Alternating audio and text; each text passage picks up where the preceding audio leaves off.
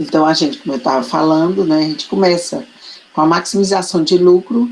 Tem essa frase que eu coloquei só para ilustrar, né, para enfatizar que o objetivo do produtor racional, nós já falamos sobre isso, né, a teoria econômica considera que o homem é um ser racional, né, chamado até pelo Richard Thaler, que ganhou o Nobel em 2017, ou seja, um ser racional é que ele chama de econ, que é uma pessoa que pensa diferente dos outros seres humanos, é como se fosse um ser especial, porque ele é racional, ele não erra, ele está sempre maximizando, certo? E é sobre isso, né, que a economia comportamental, que é um item que nós vamos ver, ela fala sobre essa questão de um ser racional, porque em decisões nem sempre ele age assim tão racionalmente, certo? Nós vamos conversar sobre isso. Mas então, a base aqui é que o homem é um ser racional, ele do lado do empreendedor, nós estamos do lado da teoria da firma, ele procura sempre, busca sempre maximizar o lucro, esse é o objetivo, né? E isso é ainda mais, vale mais ainda no mundo competitivo como esse que nós estamos, que é um desafio, e para isso ele precisa planejar e definir estratégias. Então, o lucro, a gente sabe que é a diferença entre a receita total e o custo total, e no curto prazo, a empresa escolhe um nível de produção Y estrela que maximiza seu lucro. E isso acontece no ponto, né, que corresponde ao nível de produção Q estrela ou Y estrela, que é nesse ponto exato em que a derivada da função lucro em relação a Y é zero. Isso representa o ponto de máximo, onde a variação da função lucro é zero.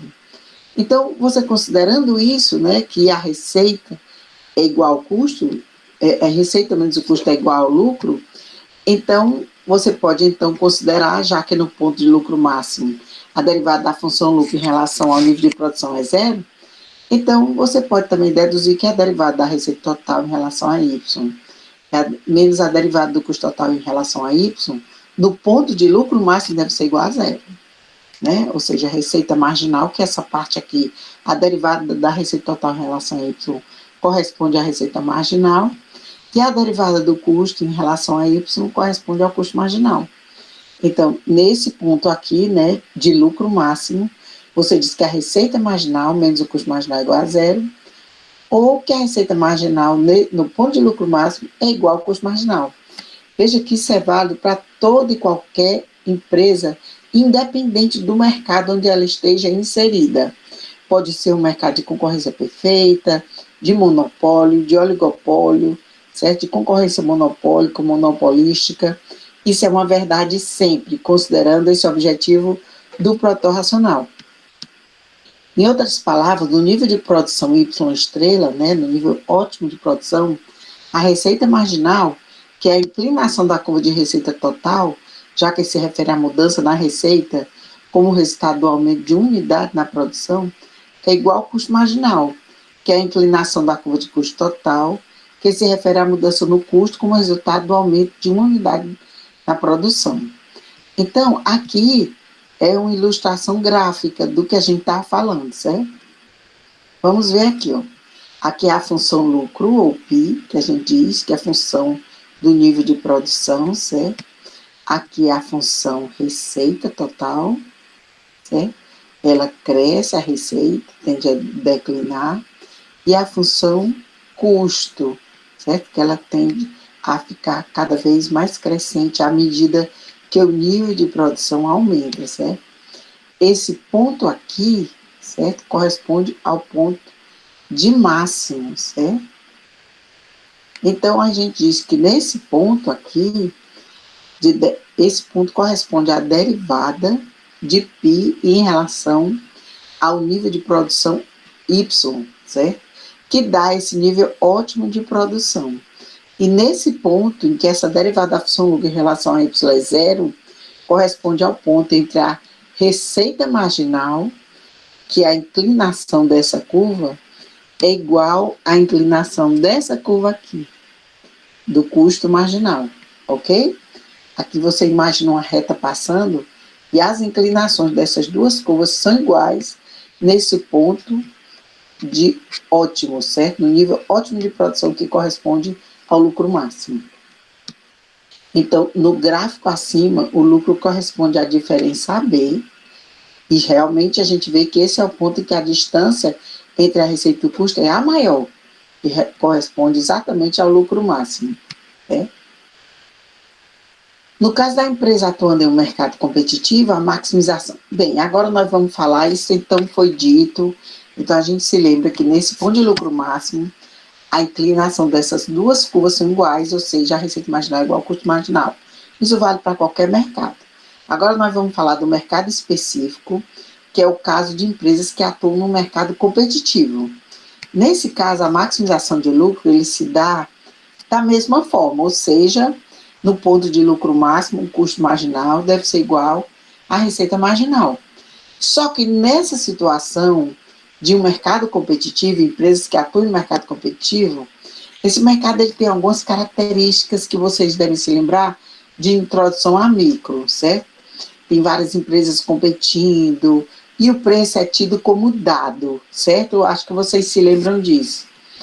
Nesse caso específico de empresas que atuam nesse mercado competitivo, o custo marginal é também igual à receita marginal, mas aqui a receita marginal é igual ao preço.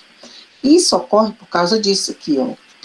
Olha, no caso de um mercado, uma empresa atuando no mercado de concorrência perfeita, custo marginal é igual à receita marginal, que para esse caso específico é igual a preço, né, para esse mercado.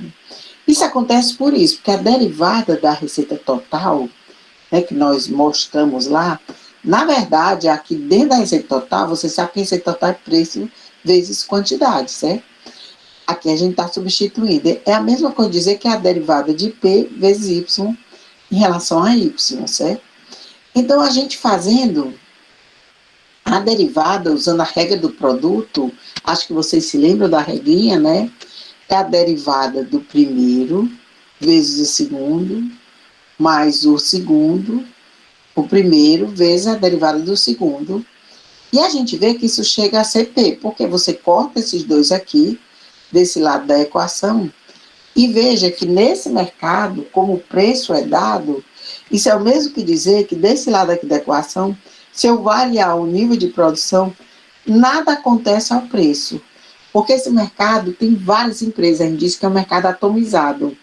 Então, a variação em uma empresa específica, no nível de produção, nada influi no nível de preço para esse mercado. Você imagina esses mercados que têm cotação nas bolsas de mercadoria e futuros, banana prata tipo A. Se uma determinada fazenda aumenta o nível de produção de banana, ela é apenas uma das que produzem banana. E a variação dela, para mais ou para menos, nada vai influenciar no nível de preço. Então, a gente diz que esse lado aqui, a derivada de P em relação a Y, para esse específico mercado de concorrência perfeita, aqui dá igual a zero. E zero vezes Y dá zero. Então, esse lado da equação todo se anula. E desse lado, como você corta esses dois, fica simplesmente P. Por isso que para o mercado de concorrência perfeita, a receita marginal é igual a preço, certo? Explicando de outra forma, ou seja, como a receita total é igual a P vezes Y, certo? Preço vezes a quantidade, para encontrar a receita marginal, você faz a derivada utilizando a regra do produto. Como se trata de um mercado competitivo, a primeira parte da equação é igual a zero, já que a derivada de P em relação a Y é zero. Porque em um mercado competitivo, um dos pressupostos é que o preço não varia com as mudanças nas quantidades produzidas. Portanto, no curto prazo, a empresa maximiza seu lucro utilizando o nível de produção Y estrela, né, que é o nível ótimo, no qual o seu custo marginal é igual ao preço, que é igual à receita marginal no caso do mercado de concorrência perfeita, certo? Qualquer mudança na produção, seja para um nível inferior, seja para um nível superior, para mais ou para menos, né, não vai dar certo.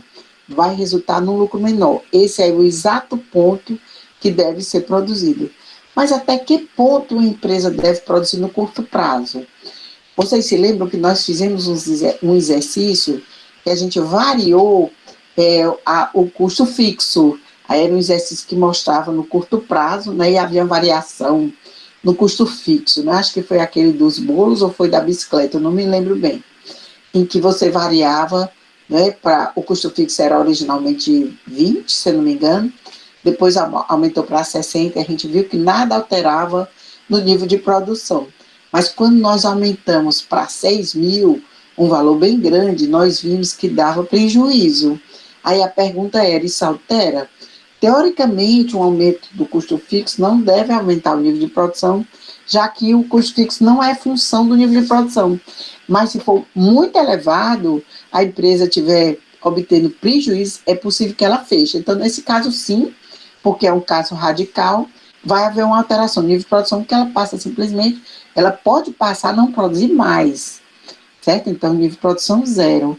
Mas é sempre que acontece isso, é sempre que a empresa obtém prejuízo, ela para. Essa pergunta a gente vai responder agora, certo? Então, essa pergunta, até que ponto a empresa deve produzir no curto prazo? Bem, uma empresa competitiva, ela estaria registrando prejuízo se o preço de mercado é menor do que o custo total médio, certo? Isso é uma coisa intuitiva, né? Se o preço é menor que o custo total médio, ela deve estar tendo prejuízo, porque o custo total também está sendo maior do que a receita total. No entanto, ela pode produzir no curto prazo se o preço for superior ao custo variável médio. Isso é, a empresa ela só deve fechar de fato se o preço do seu produto é menor do que o custo variável médio de produção. Sabe por que isso acontece? A gente só entende isso direitinho vendo essas curvas. A gente está vendo o lado, a gente está fazendo uma análise de curto prazo, certo? E olhando se a empresa deve sempre fechar quando ela obtém prejuízo. Aqui são as curvas de custo marginal. A gente vê que corta tanto a curva de custo variável médio e logo depois da curva de custo médio, e a curva de custo marginal corta em seus respectivos mínimos. Nós já vimos e demonstramos isso, certo? Nas aulas anteriores. O custo médio, a gente vê que ele é superior ao custo variável médio, porque entre esses dois, como é curto prazo, tem o custo fixo, não é verdade? Então, a diferença é exatamente por isso. Aqui nesse ponto, a gente vê que o preço é igual ao custo variável médio. Veja bem, quando é que a gente sabe que uma empresa obtém lucro? É quando a receita é maior que o custo, certo? E a receita é preço vezes quantidade, certo? Aqui no eixo das ordenadas eu estou mostrando os preços e aqui as quantidades. Então, nesse ponto aqui, certo? Preço vezes quantidade dá a receita total, certo? E o custo total, certo? Ele é dado aqui, ó. Por exemplo, se o preço estivesse aqui, seria preço vezes quantidade, a receita total.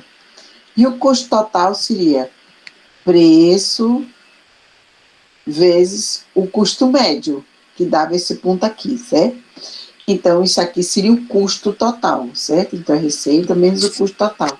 Só que nós estamos analisando, estamos considerando que a situação é essa, que isso aqui é a receita total, que é o preço vezes a quantidade, certo?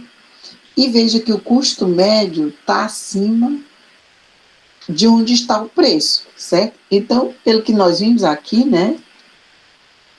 Se o preço de mercado é menor do que o custo total médio, é porque está havendo prejuízo. De fato, se você multiplicar o custo médio vezes a quantidade, né, você tem o custo total, não é isso? Porque o custo médio é obtido pelo custo total dividido pela quantidade, né? Então, a gente vê que nessa posição aqui está, sim, havendo prejuízo. E deve fechar? É essa a pergunta, certo? Então, no curto prazo, a empresa ela escolhe um nível de produção no qual o seu custo marginal é igual ao preço. Isso foi o que nós vimos, né? Naquelas equações aqui, certo? Em que a empresa deve sempre procurar, para maximizar o lucro, a receita marginal deve ser igual ao custo marginal. Alguém quer fazer uma pergunta? Professor, alô? Diz, pois não, pode falar. Oi, é porque o Gabriel Souza, ele tá querendo entrar na aula. Ah, muito obrigado por avisar. Ah, Né? É o João Ítalo, que eu estou vendo aqui, né? Só se ele já tentou e não conseguiu e desistiu. Porque eu não vi o Gabriel mais aqui. Avisa ele, pode entrar, viu? Eu não estava vendo. Vocês estão vendo de novo a apresentação? Estão vendo? Acho que estão vendo, né? Sim, professor. Pronto, então vamos continuar. Parece que entrou outra pessoa, né? Acho que o Gabriel, aí João Marcos. Aí o Gabriel Souza já está aqui, né? É o Francisco Gabriel que está aqui, professor. Ah, é Francisco Gabriel, é? É. Então o outro Gabriel, ele pediu, mas ele saiu, não está mais aqui não. Eu não estou vendo. Mas se chamar de novo, eu vou ficar de olho aqui, aí a gente volta. Então, veja bem, ó, eu botei até umas perguntas. Ou seja, no curto prazo, a empresa escolhe um nível de produção no qual seu custo marginal é igual a preço. Isso no mercado de concorrência perfeita, mas desde que a empresa seja capaz de cobrir os custos variáveis médios. Mas por que isso acontece? Vamos pensando aí que acho que tem alguém querendo entrar aqui. Tá. Agora o Gabriel entrou, Gabriel Souza, né? Sem ser o Francisco Gabriel. Francisco Gabriel e o Gabriel Souza. Agora o Leonardo quer entrar, certo? Pronto. Então, pessoal, continuando aqui, certo? Então, no curto prazo, a empresa escolhe um nível de produção no qual seu custo marginal é igual à receita marginal, e no caso de concorrência perfeita, que é igual a preço, a gente já sabe que isso corresponde ao ponto de lucro máximo, né? Mas ela precisa ser capaz de cobrir seus custos variáveis médios, que são aqueles custos que variam com o nível de produção. A curva de oferta da empresa, isso é outro ponto muito importante, certo? Por que isso acontece? Primeiro vamos responder antes de falar isso. Vamos ver aquele gráfico de novo, né? Ela pode produzir aqui, não necessariamente ela fecha. Por quê? Porque no curto prazo, se ela continuar produzindo, ela pelo menos dilui o custo fixo, certo? Essa é a principal resposta. Agora, uma coisa muito importante é que nesse ponto aqui, a partir desse ponto em que o preço é igual ao custo variável médio, que corresponde a um ponto de prejuízo, né? Essa parte superior da curva de custo marginal corresponde à curva de oferta. Quando a gente vê mercado, né, a gente vê que a curva de mercado corresponde à curva de oferta e de demanda, pois a curva de oferta é esse pedaço aqui da curva de custo marginal, que é a porção que se situa acima da igualdade entre o preço e o custo variável médio. Isso é um ponto muito importante de vocês saberem, certo? Então, a curva de oferta da empresa é a parte da curva de custo marginal superior ao ponto onde o custo variável médio é igual ao preço. Um importante conceito, agora a gente vai passar para outro conceito muito importante, e talvez a gente devesse ter falado quando estava falando de custos, até porque nos livros eles falam desse conceito. É um conceito já conhecido de vocês e fundamental em economia, que é o conceito de custo de oportunidade, certo? O custo de oportunidade é um conceito tão importante que ele diferencia muito um contador de um economista, certo? O contador, ele registra a despesa incorrida. O economista, para ele fazer uma avaliação, uma análise custo-benefício, ele tem que considerar o custo de oportunidade. E é sobre isso que a gente vai falar agora, certo? O custo de oportunidade, ele indica o custo em termos de uma oportunidade renunciada.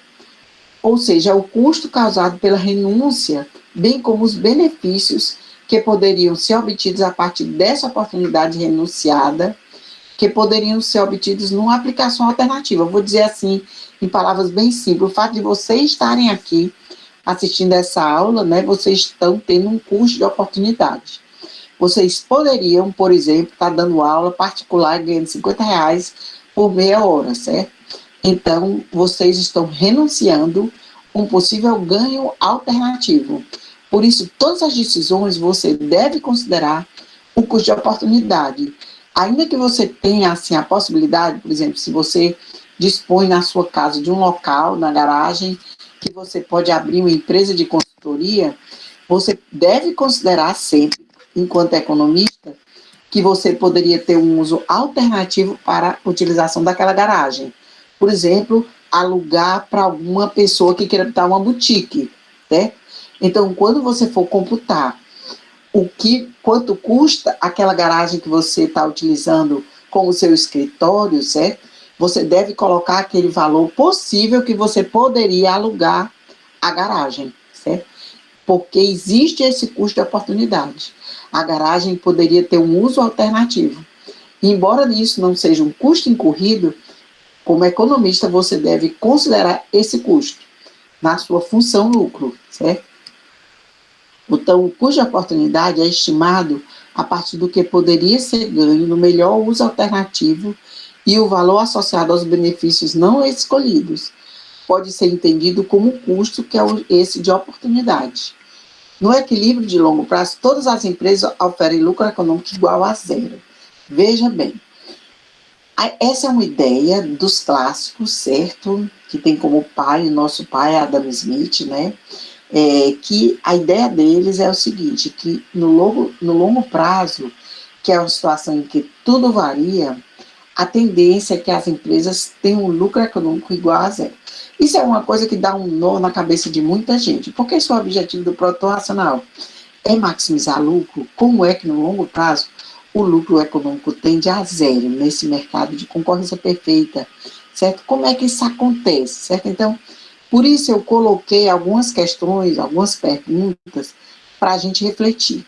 Eu vou aproveitar que a gente está falando de custo de oportunidade para a gente pensar que quando a gente fala em lucro econômico, a gente está simplesmente dizendo que no mercado de concorrência perfeita não existe o chamado lucro exorbitante, aquele lucro que tem, por exemplo, no monopólio, e por isso não é desejável que haja concentração de mercado de uma única empresa. Por isso existe o CAD, que é o Conselho Administrativo de Defesa Econômica em Brasília, para evitar que haja, por exemplo, um determinado mercado fique dono de uma parcela muito grande desse mercado, que eventualmente ele pode, como dono desse mercado, colocar um preço que seria muito prejudicial à população.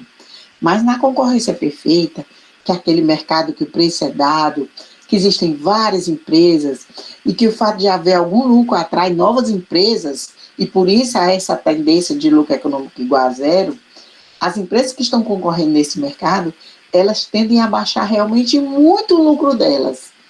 E esse lucro tende a zero, mas não significa que a empresa vai ter prejuízo necessariamente, porque a empresa, quando você fala em lucro econômico, significa que os fatores de produção estão sendo remunerados. Por exemplo, se você estiver usando a garagem da sua casa como um escritório para você dar consultoria, você vai considerar o quanto você deve ganhar, certo? Para você saber se está tendo lucro ou prejuízo.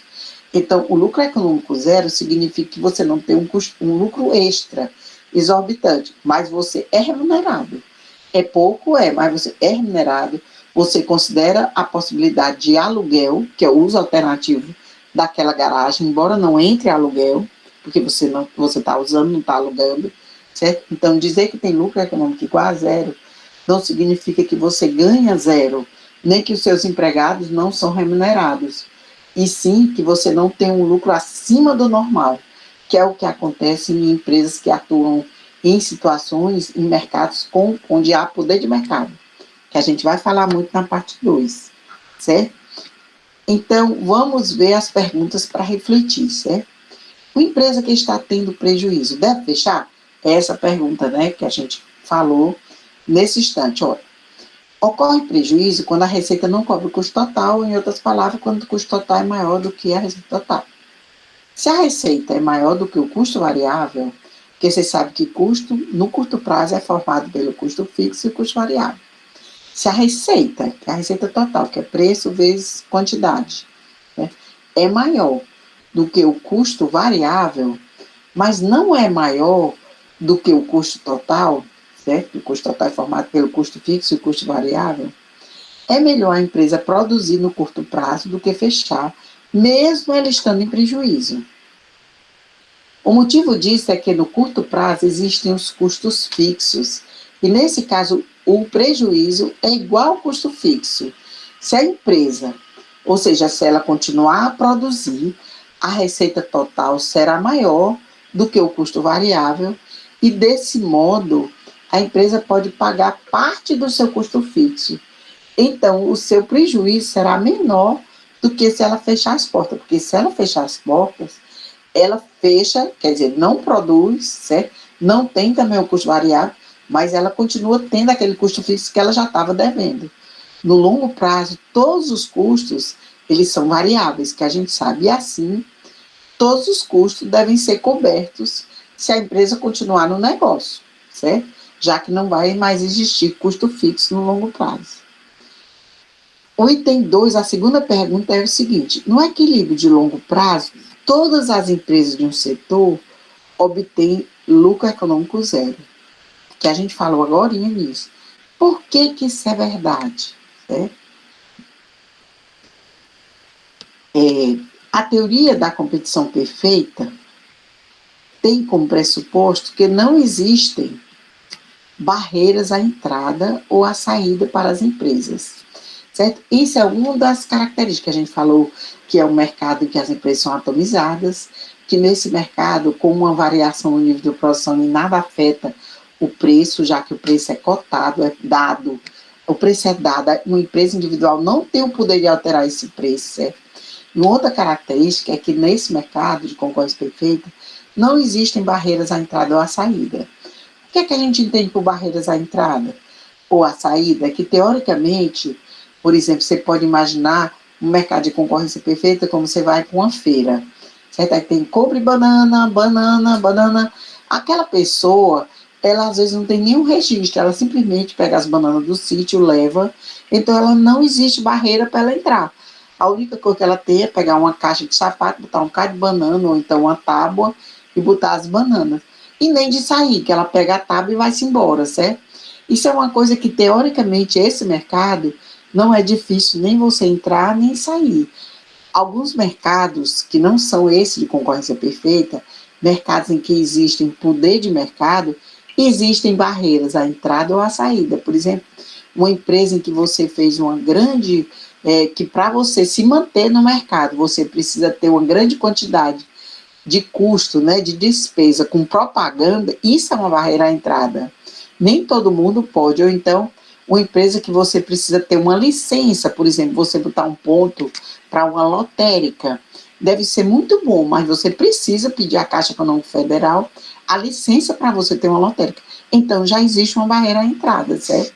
E a barreira à saída é quando, por exemplo, você tem que ter um grande investimento, por exemplo, uma máquina para produzir um determinado produto, até para você sair desse mercado, existe essa barreira, que é você ter que se desfazer desse equipamento, que pode não ser fácil vender, certo? Então, pode isso representar uma barreira. Esse mercado de concorrência perfeita, teoricamente, não existe nem barreira para entrar, nem para sair. Então, se existe livre entrada, se quando começa a haver lucro positivo para alguém, fulano está se dando bem, está vendendo, está tendo lucro, isso por si só leva, né, atrai outras empresas. Como não tem barreira, ninguém impede, então esse lucro atrai novos concorrentes. Quando esses concorrentes entram, né, para eles se manterem no mercado, até quem já estava e os novos, tem que baixar muito, né? Tem que fazer tudo para não ter um lucro tão grande. E até os novos concorrentes, eles fazem com que a própria curva de oferta, né, ela mude, porque o nível de oferta aumenta. Então, quando novas empresas entram, a curva de oferta muda para a direita, ofertando mais. É a própria mudança da oferta, certo? E isso leva a uma queda de preço, de equilíbrio do produto. Não porque uma empresa sozinha mudou, porque a gente sabe que nesse mercado nenhuma empresa individual é capaz disso, mas porque o próprio mercado levou, né, pelo número de empresas cada vez maior ofertando, levou a uma queda no preço do produto, certo? Por isso, há uma tendência que o lucro econômico, num mercado de concorrência perfeita, tem um lucro econômico zero. E vocês já sabem, quando você fala em lucro econômico, não quer dizer que o lucro é zero, mas que você remunerou os fatores de produção, certo?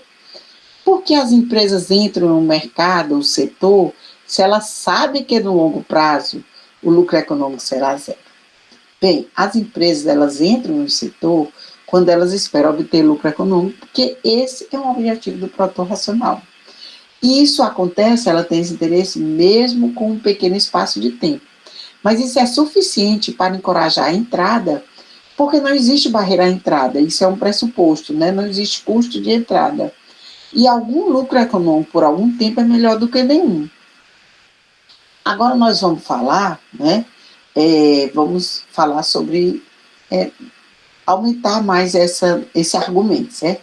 Considerando que o lucro é igual à receita total menos custo total, se a empresa produz N produtos de Q1 a Qn, cujos preços são de P1 a Pn, e utiliza os insumos X1 a Xm, cujos preços são W1 a Wm, então o lucro ele pode ser expresso assim, certo? Onde π, que é o lucro, é igual ao somatório de Pi e Qi, menos o somatório de Wi, Xi, onde Pi é o preço do produto, né, está do lado da receita, Qi é a quantidade produzida, menos o somatório de Wi, que é o preço dos fatores de produção ou insumos, vezes a quantidade dos fatores de produção e insumos, isso de forma genérica, né?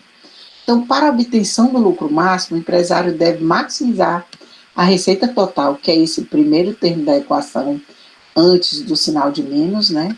E ou minimizar os custos, que é o segundo termo da equação, certo? Ou seja, a receita total deve ser maximizada quando a produção Q, né, que é dada por uma função de produção, como nós vimos, né, sujeita à restrição de custos, quando isso acontece, ou seja, maximiza o nível de produção sujeito à função custo. Mas também você pode atingir o lucro minimizando os custos sujeito a um dado nível de produção, que foi o que nós falamos na aula passada, teórica, né, sobre custos. Esses são pontos centrais da teoria da firma, e que podem ser resumidos no quadro abaixo, onde a gente utiliza a nomenclatura LK para expressar trabalho e capital, respectivamente. Sendo esses os únicos fatores utilizados na produção, e W1 e W2 são os preços desses fatores de produção, onde W1 é o preço do fator de produção L, que é mão de obra, labor, e W2 é o preço do fator de produção K, que é capital, certo? Então, o W2, né? Então, vamos ver aqui, né? Isso aqui é um resumo da teoria da firma, certo? Você vê que o objetivo é lucro, certo? Então, você pode maximizar a função de produção, que é maximizar utilizando a função lucro, que é maximizar P vezes Q ou Y, que é dado por uma função de produção, certo? Menos a linha de custos, que é W1L menos W2K. Quando você faz a condição de primeira ordem, certo? Você acha o nível ótimo de utilização de mão de obra como função do preço dos dois fatores de produção utilizados, que é L e K, e do preço do próprio produto gerado na produção, o preço dele, certo? A mesma coisa você acha também o K estrela, que é o nível ótimo de capital a ser utilizado, como função do preço dos fatores de produção e do preço. Isso dá a demanda por insumos ou fatores de produção em seus níveis ótimos, certo? Nós fizemos isso em exercício. Se você substituir na função de produção, você acha a oferta do produto. Tinha uma questão exatamente assim. E se você substituir na função objetivo, que é a função lucro, né? Você tem o lucro, a função lucro nos seus níveis ótimos, certo? Que é estrela, que foi o que você acha substituindo os níveis ótimos dos fatores de produção, é igual ao lucro, a função lucro, como função do preço dos fatores de produção e do preço do produto, certo? Aqui do lado do custo, né? Você tem a função de produção também, todos dois têm que ter para você fazer isso, essa maximização sujeito ao nível de custo, né? E aqui a gente usou a função lucro. Você também pode achar por aquele outro caminho alternativo, né? Que é maximizando a função de produção sujeita ao nível de custo.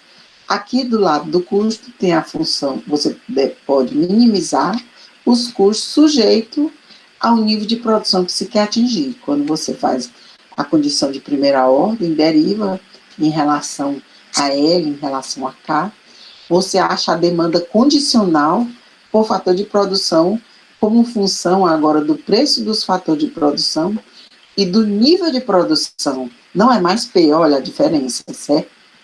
Então, você fazendo isso, você acha a demanda condicional por fator de produção, que quando você substitui na função custo, você acha o nível ótimo de custo, para você atingir sempre aquele objetivo de maximizar lucros, certo? Então, esse quadro resumo da teoria da firma, ele se refere ao longo prazo, porque tudo varia, certo? Você faz as derivadas, né? E todos variam. Agora, é só um comentário sobre essa questão de curto e longo prazo que a gente fica falando sempre, né? Na verdade, não existe uma separação rígida entre o curto e o longo prazo. Na verdade, essa definição depende do tipo do negócio que você está tratando. Por exemplo, para o departamento de horticultura de um supermercado, o curto prazo ele pode ser tão curto quanto 1 hora, e o longo prazo pode ser 2 dias, por exemplo, ou até menos, né? Já para uma empresa de prospecção de petróleo, o curto prazo pode ser 8 anos, e o longo prazo pode ser 20 ou mais anos, certo? Pois bem, no curto prazo se considera que pelo menos um insumo é fixo. Digamos X2, nesse caso, o problema de maximização de lucro, ele pode ser assim descrito, né? Isso aqui você acha no livro do Variance, certo? Então, você maximiza, aqui você está usando a função lucro, né? Nós estamos em maximização de lucro, você maximiza a receita total, que é P vezes a função de produção, menos a linha de custo, que é W1x1 menos W2x2, certo? E aqui você está considerando como variável só o fator de produção x1, que a gente vai considerar que x2 é fixo, certo? Então, você fazendo a derivada da função lucro em relação só a x1, você iguala a zero, né? Porque o objetivo é maximizar, você sabe que quando você maximiza, você chega àquele nível ótimo, né? O máximo da função de produção, da função de lucro, e nesse ponto você deve igualar a zero, que significa que você chegou no máximo. Então, dá essa função aqui, e como você sabe que a derivada da função de produção em relação a x1 é igual ao produto marginal desse fator de produção 1, então você pode dizer, né, que esse lado aqui, você pode substituir que aqui é o produto marginal. Então, você tem que P vezes o produto marginal menos W1 é igual a zero, ou então que o produto marginal do fator de produção 1, dado que o fator de produção 2 ficou fixo, é a razão entre o preço desse fator de produção e o próprio preço do produto. Isso indica que o produto marginal ou o produto adicional, né? Que o produto marginal é exatamente o que é que gera de adicional a partir da variação do meu insumo X1, certo? Então, o produto marginal, o produto adicional gerado a partir da variação do insumo X1 é igual à razão entre o preço desse insumo e o preço do produto. Agora vamos falar mais sobre outra pergunta, que ainda sobre o lucro zero no equilíbrio de longo prazo, porque eu sei que algumas pessoas não se conformam. Eu estou dando aqui mais um argumento. Quando a empresa maximiza o lucro, ela faz sua escolha de produto a ser produzido e dos insumos de produção que irá utilizar, que são possíveis ou factíveis, e tais escolhas devem ser as mais lucrativas entre as alternativas possíveis, certo? Tais escolhas dependem do período ou época de escolha dos respectivos preços vigentes no mercado em tal período de tempo. A gente sabe disso, né? Isso significa que o lucro que a empresa obtém em um período, aos preços daquele período, deve ser maior do que ela obteria utilizando níveis ou quantidade de outro período. Então, isso, em outras palavras, quer dizer, pense no agora, né? Se o objetivo é maximizar lucro, você tem que ver como está agora, como está o dólar agora, se você vai importar algum insumo, certo? Isso parece óbvio, mas ele diz muito a respeito do comportamento da demanda por fatores de produção ou insumos, né, e da oferta do produto quando os preços variam. A variação no preço do produto, multiplicada pela variação na produção, que é isso aqui que está dado, né? O preço do produto vezes a variação na produção. Na produção, menos a variação do preço de cada fator de produção, ó. Variação de W1 vezes a variação de X1, né, que está como um fator de produção, multiplicado pela variação de cada fator, ela deve ser maior ou igual a zero, certo? Em outras palavras, isso vem do objetivo do produtor racional, que é maximizar lucro.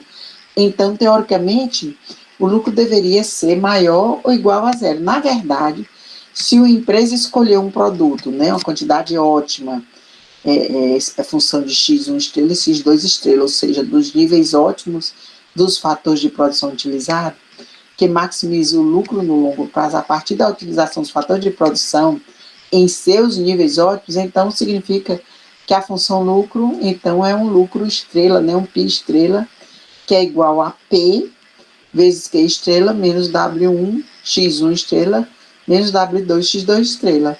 Como se sabe, né, em um mercado competitivo, o lucro deve ser zero. A gente está vendo aqui que a gente está falando em mercado competitivo que o P aqui está parado, está dado, né? Então, o lucro deve ser zero. E que, ao computar o lucro, a empresa deve incluir os custos, inclusive os custos de oportunidade. E é isso que nós, economistas, devemos fazer, né? É possível provar essa afirmação por contradição.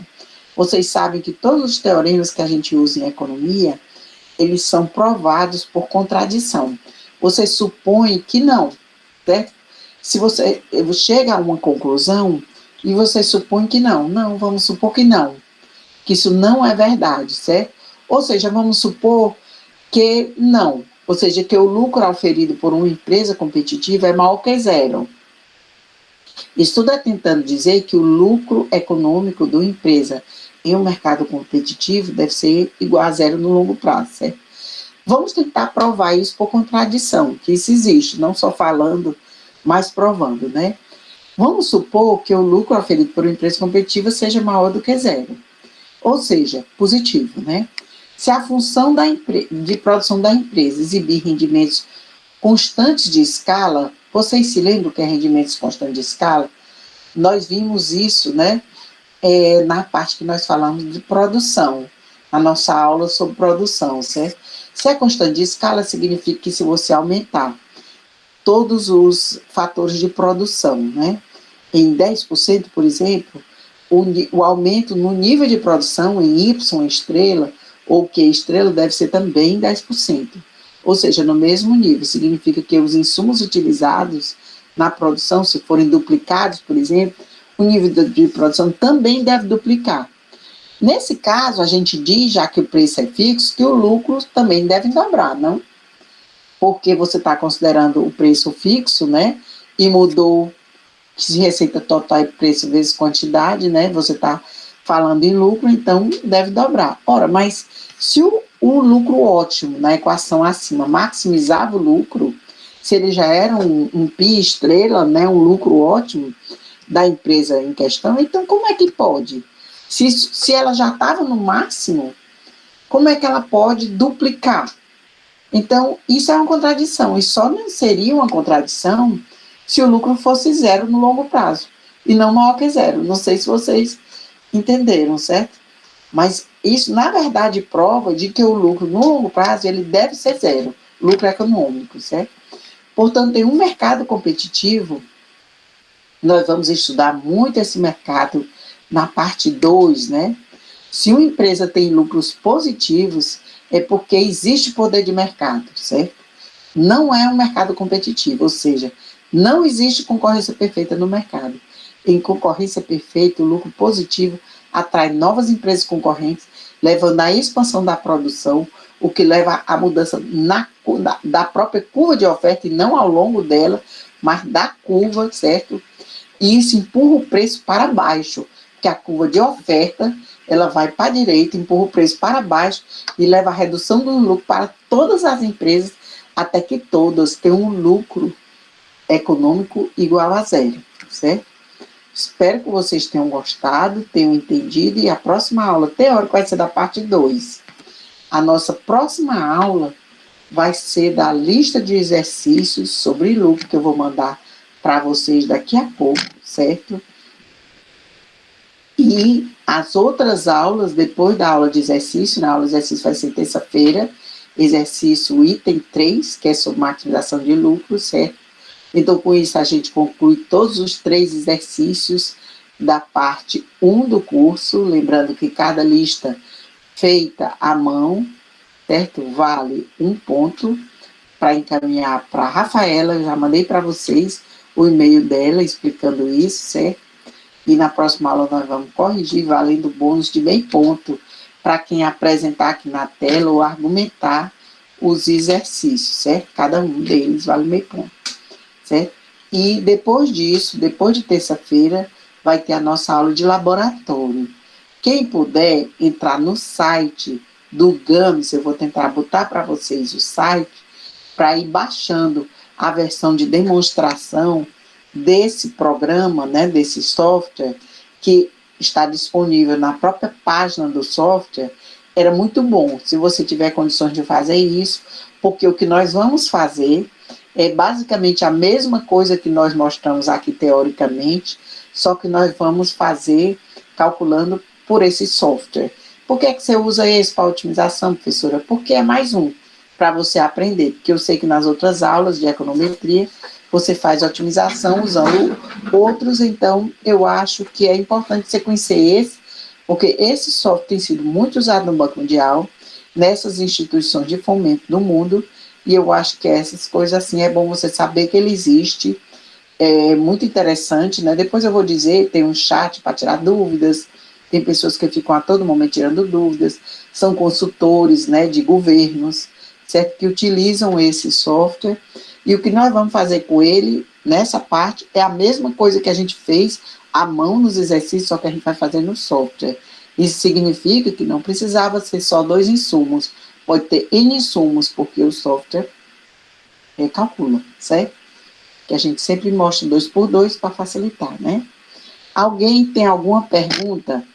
Professora, eu Diga. tenho uma dúvida. Pois não. Só para aquela parte relativa ao longo prazo e ao curto prazo. A única condição da diferença das duas é que no longo prazo os custos fixos eles variam, né? Eles podem variar. Exatamente. No longo prazo não existe custo fixo, na verdade. Todos os fatores e tudo que entra na empresa varia. Então, a ideia é o seguinte, né? Isso vale até para mercado, por exemplo. Se você hoje atua, né, quando você terminar seu curso, como consultor, no longo prazo você pode passar a ser professor, certo? Porque a ideia é que tudo pode variar. Até o próprio tamanho da empresa, se você está falando na empresa, pode variar. Por exemplo, quando você fala em curto prazo, significa que você usou um galpão, fez uma empresa e paga um aluguel para aquele galpão, aquele é seu custo fixo. Quando você tem isso, você pode dizer que você está trabalhando no curto prazo, porque existe o custo fixo. No longo prazo, você pode dizer, mas eu sempre tenho um galpão. Você pode ter 2, 3 galpões, certo? Ou então você não tem mais galpão nenhum, porque a tendência é que no longo prazo não existe custo fixo, porque tudo passa a variar, né? Essa é uma noção da diferença entre longo prazo e curto prazo. Isso porque, para você fazer esses cálculos de maximização, você tem que variar todos os fatores, que aí você acha os níveis ótimos. E você só consegue variar tudo quando tudo varia, que é no longo prazo. Entendeu? Entendi, obrigado. Alguém quer fazer mais alguma pergunta? Pois não. A senhora podia explicar de novo aquela parte que a empresa pode continuar produzindo, mesmo no curto prazo, tendo prejuízo? Posso sim. Vamos olhar aquele gráfico. Certo? Que isso é uma das coisas bem importantes, certo? Que cai muito, inclusive, em prova da APEC e tudo, que é essa diferença. Ó, aqui, a gente pode, né, no livro de vocês, no livro do Vale também, do PINDIC, tem alguns exemplos que mostram, assim, como é uma empresa, quando é que ela obtém lucro, por exemplo, né, veja bem, se você está numa situação, né, é porque aqui eu só estou mostrando as curvas de custo, mas aqui você pode considerar, né, que aqui é o preço, eu estou considerando o preço aqui. Nesse ponto aqui, o preço estando aqui, veja, a gente já sabe que está tendo prejuízo. Por quê? Porque o preço vezes a quantidade, que é isso aqui, você multiplicando, vamos supor que o preço aqui é 10 e a quantidade é 100 toneladas de milho, então dá 1.000, né? A receita total é 1.000, certo? Tá vendo, né? Tá acompanhando, certo? Então aqui a gente diz que a receita total é 1.000. E o custo total é o custo fixo mais o custo variável, né? Então, aqui está vendo só o custo variável, não está nem considerando o custo fixo. O custo total seria o custo médio vezes a quantidade, certo? Então, estaria bem aqui. E com o custo médio que está aqui vezes a quantidade, dá o custo total. Ora, a receita total está aqui, que é o preço vezes a quantidade. O custo total está aqui, que é o custo médio vezes a quantidade. A gente vê que está tendo prejuízo, porque a receita está menor do que o custo. Certo? Certo? Certíssimo, certo. Certíssimo, né? Certíssimo. Pois é. Então, a gente vê o seguinte, a distância entre essa curva de custo médio e a curva de custo variável médio tem o custo fixo, certo? Tem o custo fixo médio, certo? Então, significa o seguinte, aqui você está tendo prejuízo, a gente já vê que tem, certo? A gente com certeza está tendo prejuízo. Se você tivesse o preço bem aqui, seria preço vezes quantidade de receita total, menos custo médio vezes a quantidade de custo total, dava zero, certo? Então, não estava tendo nem lucro nem prejuízo, se o preço estivesse aqui, certo? Não estava tendo nem lucro nem prejuízo, certo?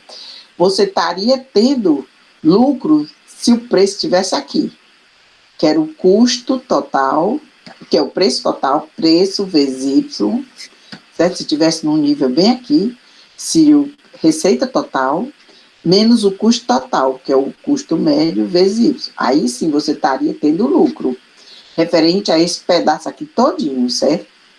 Uma parte aqui todinha de lucro. Mas não é o que o gráfico está mostrando. Ele está mostrando que aqui está tendo prejuízo, certo? Aqui estaria tendo nem lucro nem prejuízo. Aqui está tendo prejuízo mesmo.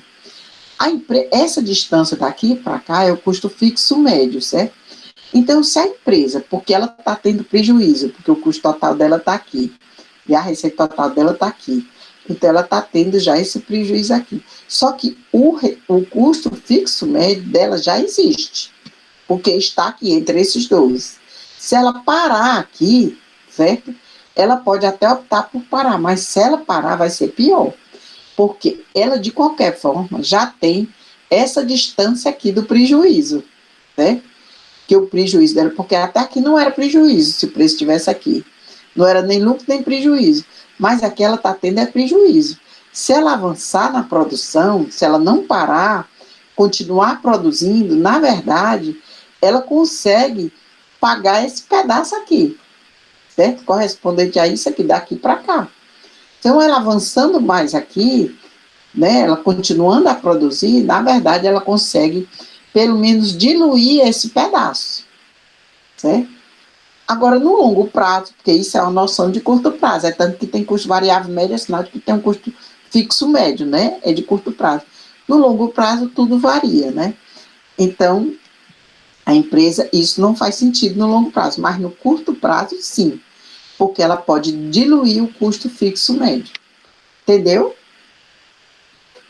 Entendi, professor. Obrigado. Ok, de nada. Pois é, pessoal, alguém mais alguma pergunta? Esses conceitos são bem importantes. Eu acho que vocês devem ler o livro do Vale, do PINDIC, certo? E tentar, assim, fazer os exercícios que eu vou mandar. Porque, como eu falei para vocês, os exercícios funcionam também como aula, certo? Que vocês tiram dúvidas e que a gente pode tirar outras dúvidas. Porque, por exemplo, na lista de exercícios vai ter perguntas sobre as duas perguntas que vocês fizeram. Tanto essa parte do custo variável, né, dessa parte quando tem prejuízo, a empresa deve ou não parar, como essa parte sobre o lucro zero né, o lucro econômico zero no longo prazo, certo? Ok? Alguém quer fazer mais alguma pergunta? Vou mandar para vocês, tentar mandar o mais rápido possível os exercícios, para vocês irem se preparando. E, por favor, tentem fazer e depois escanear, para na hora da aula, né, vocês apresentarem, que fica bem melhor do que só falando. Você vê, olha, um gráfico, às vezes, tira muita dúvida da gente. E a gente já sabe que a gente, apresentando, né, todo mundo vê, pode perguntar e tudo, tá bom? Posso contar com vocês? Sim, Ok? professor. Ok. Tá bom. Pois tudo de bom. Tenham um bom dia, certo? E comecem a fazer os exercícios, tá bom? Para se divertir nesse final de semana. Tudo de bom para vocês. Eu vou fazer a chamada de novo, porque pode ser que eu não tenha anotado o nome de alguém. João Pedro, eu anotei.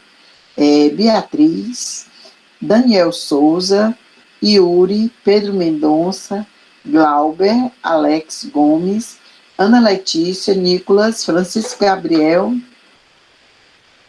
Maria Luísa e Gabriel. Alguém eu não chamei? Eu, professor, João Marcos.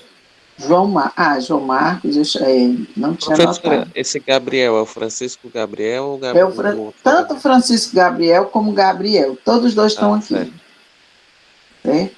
E todos dois eu anotei. Tem mais alguém que eu não chamei? Professora, não me chamou, professora. O A6. Assis, né? Não posso me esquecer. Certo. Quem mais? Alguém eu não chamei? Eu, professor. Leonardo. Quem? Leonardo, ok. Ok, Leonardo. Tem mais alguém?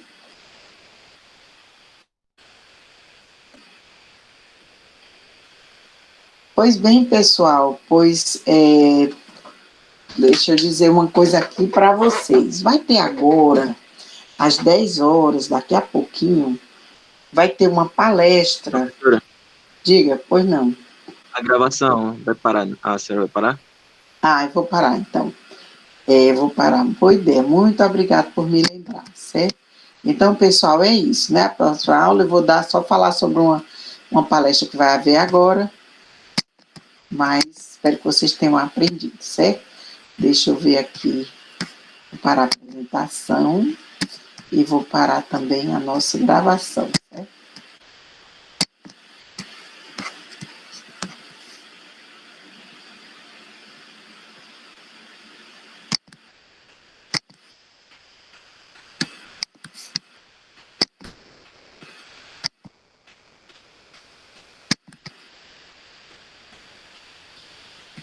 Está sendo difícil parar a gravação. Pronto. Tchau, pessoal. Então,